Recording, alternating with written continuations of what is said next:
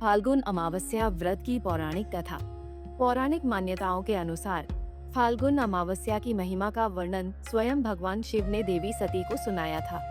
कथा के अनुसार प्राचीन काल में सुमंत नाम का एक ब्राह्मण रहता था। वह स्वभाव से बहुत ही सरल, धर्मपरायण और सत्यवादी था, लेकिन उसके जीवन में दरिद्रता और दुखों का अंबार था। पर्याप्त परिश्रम के बाद भी उसे 2 समय का भोजन जुटाना कठिन हो जाता था।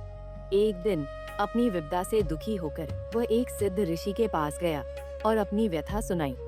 ऋषि ने उसे बताया कि जीवन में कष्ट पिछले जन्मों के पापों और पितृ दोषों के कारण होते हैं।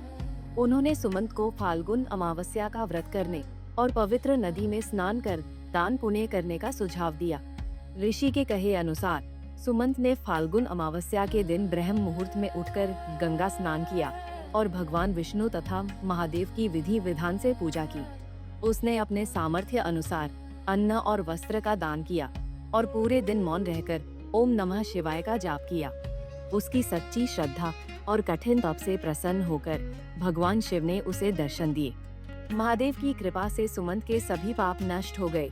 उसकी दरिद्रता दूर हुई और उसे धन धान्य तथा सुख समृद्धि की प्राप्ति हुई।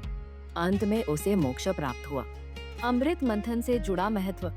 एक अन्य मान्यता के अनुसार समुद्र मंथन के दौरान जब अमृत कलश निकला, तब देवताओं और असुरों के बीच छीना झपटी हुई। इस दौरान अमृत की कुछ बूंदें प्रयागराज, हरिद्वार, उज्जैन और नासिक की पवित्र नदियों में गिरी थीं। माना जाता है कि फाल्गुन अमावस्या के दिन इन पवित्र नदियों का जल अमृत के समान गुणकारी हो जाता है। इसलिए इस दिन किया गया स्नान अक्षय पुण्य प्रदान करता है। पितृ शांति और तर्पण। फाल्गुन अमावस्या को पितृ अमावस्या भी कहा जाता है। शास्त्रों के अनुसार इस दिन पितृलोक से पूर्वज धरती पर आते हैं और अपने वंशजों से तर्पण व श्रद्धा की अपेक्षा रखते हैं। कथाओं में वर्णित है कि जो व्यक्ति इस दिन अपने पितरों के निमित्त धूप ध्यान, तर्पण और श्राद्ध करता है, उसे पितृ दोष से मुक्ति मिलती है और पितरों के आशीर्वाद से उसके कुल की वृद्धि होती है। फाल्गुन अमावस्या वो केवल एक तिथि नहीं, बल्कि स्वयं को शुद्ध करने और अपने पूर्वजों के प्रति कृतज्ञता व्यक्त करने का अवसर है।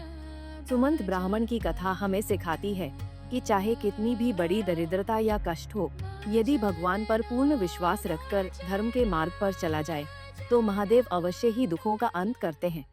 इसी तरह की और भी जानकारी लेने के लिए हमारे चैनल को सब्सक्राइब करें और नई वीडियो की नोटिफिकेशन के लिए बेल आइकॉन दबाएं। अगर आप ये वीडियो फेसबुक पर देख रहे हैं तो वीडियो को लाइक और शेयर करें।